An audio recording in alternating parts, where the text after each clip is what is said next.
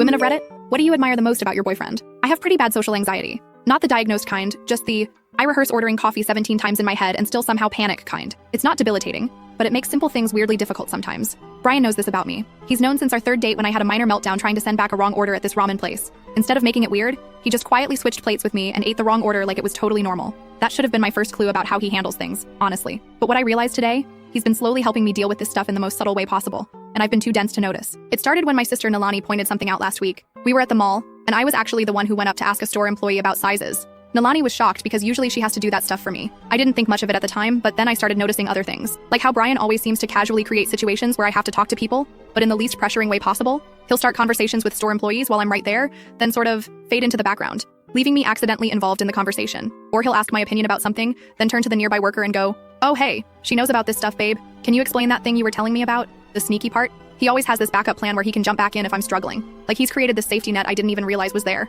But here's what made me finally notice the whole thing. We were at Target today, and I needed to return something. Usually, returns are my personal hell. What if they don't believe me? What if I filled out the form wrong? What if I was doing my usual, maybe we should just keep it routine when Brian was like, "Oh hey, while you do that, I'm gonna go look at phone chargers. Text me when you're done."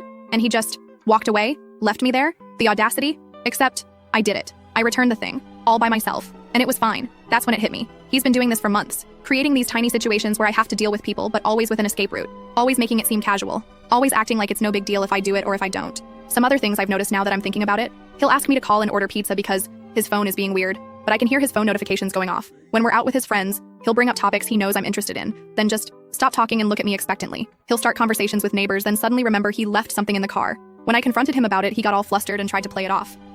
You always seem happier when you manage to do the scary people things yourself," he mumbled while pretending to be really interested in a display of water bottles. And I figured if I made a big deal about helping, it would just add more pressure, you know? Then he tried to change the subject by showing me this TikTok about a cat who keeps stealing his owner's toast, but I wasn't letting him off that easy. Turns out he's been keeping actual mental notes about what situations make me most anxious, and finding little ways to help me practice dealing with them. Like, he noticed I'm more confident in places I visit regularly, so he started suggesting the same few stores when we shop. He picked up that I do better with younger employees, so he low-key steers me toward them when I need to ask for help. He even admits to sometimes pretending to be bad at explaining things just so I'll have to jump in and clarify.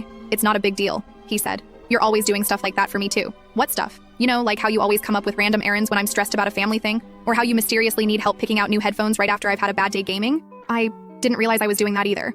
Apparently, we've both been sneakily taking care of each other this whole time. Right now, we're sitting in a cafe, and he's trying to pretend he doesn't notice me writing this while also definitely reading over my shoulder. He just poked me and said, "You forgot to mention how I'm also incredibly handsome and good at Valorant." He is not good at Valorant. This is propaganda. But yeah, my boyfriend has been secretly running this whole stealth therapy operation to help me with my social anxiety, and his master plan basically boils down to, I want her to feel proud of herself.